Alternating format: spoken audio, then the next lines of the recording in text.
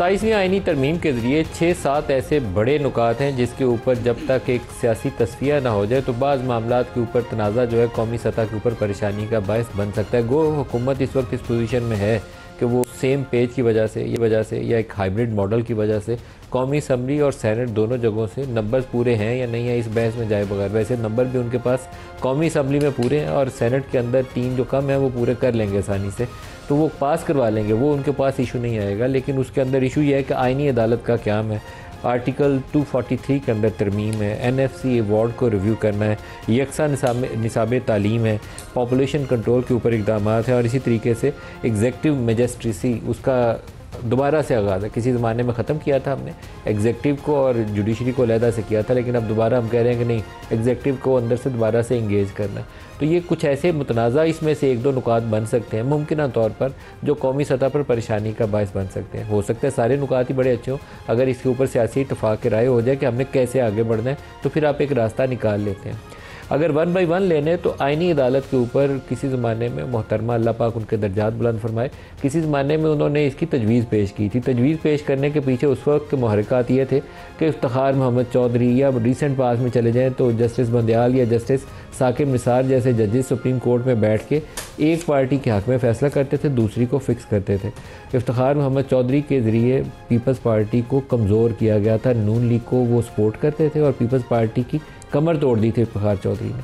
साकिब निसार आए तो साकिब निसार ने PMLN की कमर तोड़ी और PTI को तवाना किया। यही काम जस्टिस बंदयाल ने किया। तो उसको बेहतर करने के लिए मोहतरमा की ये तजवीज़ थी कि एक आईनी अदालत होनी चाहिए जहाँ कॉन्स्टिट्यूशनल जो डिस्प्यूट्स हैं वो वहाँ पर जाए और बाकी जो सुप्रीम कोर्ट ऑफ पाकिस्तान है बाकी सारे मामलात के ऊपर वो फ़ैसला करे। लेकिन अब हम उससे बहुत आगे जा चुके हैं। 26वीं आईनी तरमीम के बाद जो एक आईनी बेंच बनाया गया उसके बाद कुछ मामलात ऐसे हो गए हैं, आर्टिकल 191 के अंदर भी तरमीम कर दी हुई है कि इस वक्त अदालती निज़ाम असल शक्ल में कायम रहा नहीं है।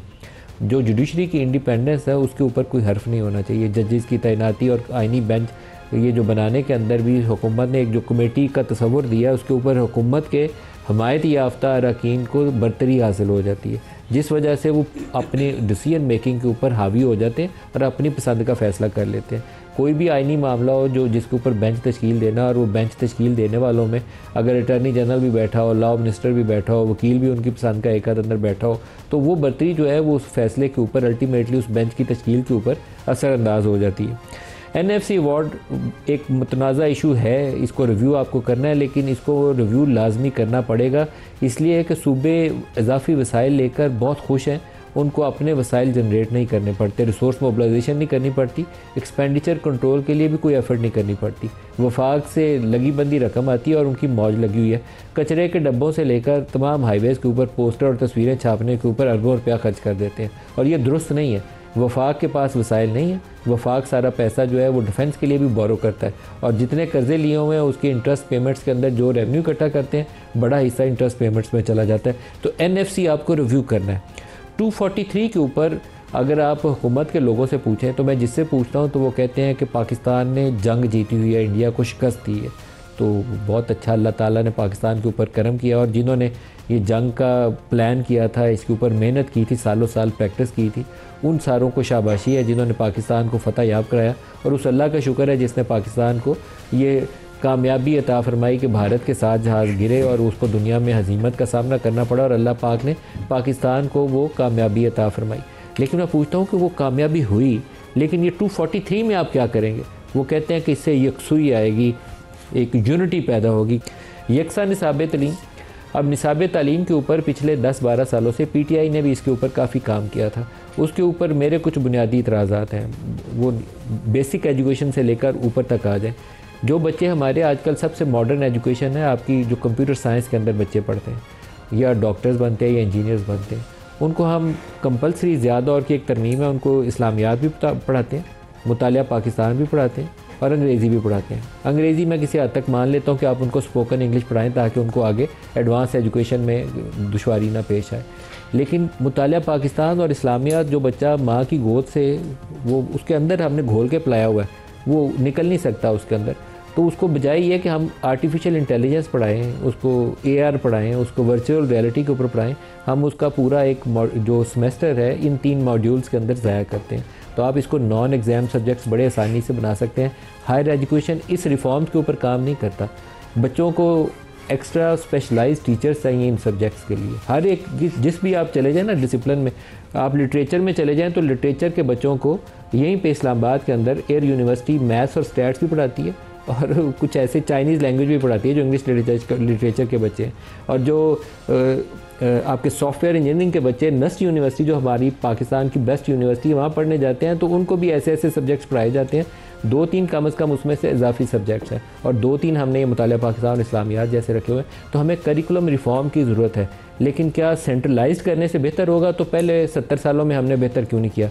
और सूबों को देखकर क्या बेहतर हुआ? वो भी नहीं हुआ। तो असल में हमारे रवैयों में एक बुनियादी खामी है कि हम उस चीज़ को इम्प्रूवमेंट की खातिर रिफ़ॉर्म नहीं करना चाहते, हम सिर्फ कंट्रोल की खातिर रिफ़ॉर्म करने की बात करते हैं। तो जब तक आपकी नीयत ये नहीं हो कि हमने उसको बेहतर करना है, बेसिक एजुकेशन को भी और हायर एजुकेशन को भी, तो उसके बगैर हम बेहतरी की तरफ जा नहीं सकते। और ये लेवल जो कैम्ब्रिज का सिस्टम है, बहुत मॉडर्न एजुकेशन है। हम कहते हैं कि सबको एक सिस्टम में ले आएँ, तो आप O/A को नीचे गिराने की बजाय जो हमारा सिस्टम है उसको अपग्रेड करें ताकि O/A के बराबर हो जाए। तो वो काम नहीं हम कर रहे। तो ये काफ़ी ज़्यादा, मैं इनके जो लोग करिकुलम रिफॉर्म्स के ऊपर काम कर रहे थे, मेरा उनसे इंटरेक्शन भी हुआ माजी में। PTI के दौर में इस पर वो काफ़ी काम कर रहे थे।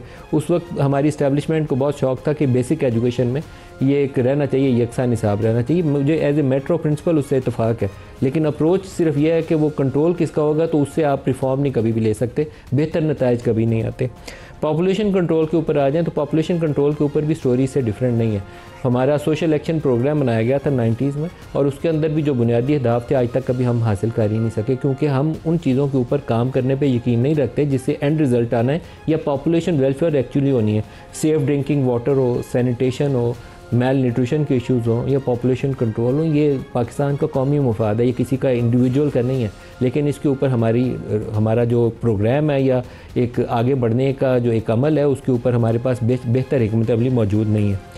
एग्जीक्यूटिव मैजिस्ट्रेसी ये एक मुतनाज़ा इशू है। ये हुकूमतों को वो इख्तियार दे देगा जो उनके पास नहीं होना चाहिए। यही सोचकर किसी ज़माने में आज से 20-25 साल पहले ये दोनों को इख्तियारात को अलहदा किया गया था कि एक तरफ एग्जीक्यूटिव रहे और एक तरफ जुडिशरी रहे। तो अब हम दोबारा उसको मर्ज करेंगे तो उसका एंड रिज़ल्ट क्या निकलेगा। असलम गौरी साहब तर्जुमान है जमीयत उलमा इस्लाम के हमारे साथ। असलम गौरी साहब, आपका बहुत शुक्रिया। सर, JUI ने 26वीं आईनी तरमीम के अंदर एक वो सेंट्रल सेक्रेटेरिएट होता है ना, वो वाला रोल अदा किया था। आपने सियासी कुव्वतों को यकजा भी किया, उसके अंदर बाज़ नापसंदीदा चीज़ें थी उसको कम भी करके, टोन डाउन करके उसको काबिल कबूल बनाया। PTI को भी साथ मशावरत में रखा। अब आपके क्या इरादे हैं सर 27वीं तरमीम के लिए? बहुत शुक्रिया नदीम मलिक साहब आपका। बात यह है कि अभी तक तो हमारे सामने कोई चीज़ आई नहीं है ब्लैक एंड वाइट में कि है क्या, मसौदा है क्या, उसके अंदर चीज़ क्या है। वाडा साहब ने आके आपको ब्रीफ नहीं किया सर? नहीं, वाडा साहब ने भी, बिलावल साहब ने जो ट्वीट किया उसी के तनाजर में कुछ गुफ्तगू फरमाई है, और उन्होंने कहा कि जी ये चीज़ें हैं, वही चीज़ें जो बिलावल साहब ने कही हैं। क्या क्या चीज़ें बताई वाडा साहब ने? जी वही चीज़ें जो बिलावल साहब ने ट्वीट में की है। लेकिन मैं एक बात बताऊं मलिक साहब, हमें याद है जब 26वीं आईनी तरमीम थी, जो मसौदा बिलावल साहब के पास था वो मसौदा हमारे पास नहीं था। हमें कुछ और दिया गया था, उनको कुछ और दिया गया था। तो अब ना बिलावल साहब का ट्वीट तो अपनी जगह मौजूद है, लेकिन हमें नहीं पता कि वो वाकया यही होगा या इसके बाद कोई और तब्दीली आएगी। तो जब तक वो सही सूरत हमारे सामने नहीं आती ब्लैक एंड वाइट में, बल्कि अलबत्ता इनकी गुफ्तगू से हमने इतना अंदाजा जरूर लगाया कि जो 26वीं यानी तरमीम में चीजें हमने निकलवाई हैं, उनको दोबारा कॉस्मेटिक सर्जरी करके, चेहरा तब्दील करके, थोड़ा सा उन्हीं चीजों को दोबारा घुमा फिरा के लाने की कोशिश की जा रही है। सर, ये बड़ा जोर दिया जा रहा है कि हमारे नंबर्स पूरे हैं, तो सेनेट के अंदर तो या आपकी हमायत इनको मिल जाए, तो या ANP से कुछ बंदे शंदे मिल जाए, तो तब काम हो सकता है। 26वीं आईनी तरमीम के वक्त तो एक स्टेज के ऊपर इनको कहा गया था, हमें याद पड़ता है JUI से इनडायरेक्टली या डायरेक्टली इशारों कनायों में बात कही गई थी कि अब आप अगर साथ आते हैं तो ठीक है, नहीं तो बंदे हम खुद ही पूरे कर लेंगे। तो वैसी सूरत हाल तो दोबारा नहीं पैदा की जा रही JUI के बंदे। तो उस वक्त 11 आदमी PTI के भी इनकी जेब में आगे थे, अभी भी आ जाएंगे। हाँ, अभी इनसे हम कुछ कह नहीं सकते इस पे। अपना कौमी असम्बली में तो नंबर गेम पूरी है, सेनेट में तो चार आदमी की शायद शार्ट है इनके पास। लेकिन मसला ये है कि मलिक साहब, ये आईने पाकिस्तान है और ये मिसाक है इस मुल्क का, इसके ऊपर पूरे सूबे सब मुतहद हैं। हम इसी को आइन को सामने रख के तमाम सूबे में कोई छोटी बहुत बात होती भी हो तो हम उनको कॉम्प्रस्ट हो या कोई भी, हम उनको कहते हैं आइन ये कहते हैं। अगर इसको आप मुतनाज़ा करने जा रहे हैं, अपनी मर्जी की अमेंडमेंटें लाना चाह रहे हैं और अपनी मर्जी का आइन बनाना चाह रहे हैं, तो ये अगर मुतनाज़ा हो गया तो मुल्क के लिए बहुत बड़ा नुकसान होगा। सर JUI के लिए आईनी अदालत काबिल कबूल है?